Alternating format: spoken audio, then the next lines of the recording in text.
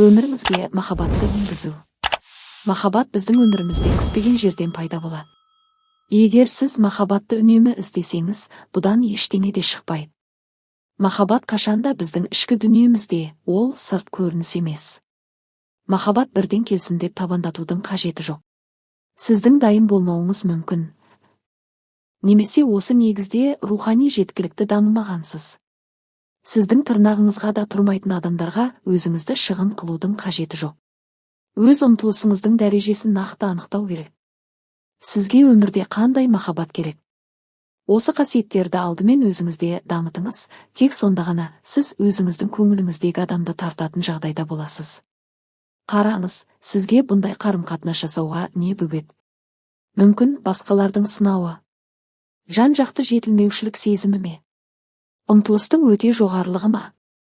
Кино жұлдыздар бейнесі ме? Ашыналық қорқыныш па? Сізді ешкім сүйе алмайды деген таным ба? Махаббат келген кезде сүюге дайын болыңыз. Сүйіңіз сізді де сүйетін болады. Өз ниетіңізде ашық болыңыз, сонда барлығы да жақсы болады.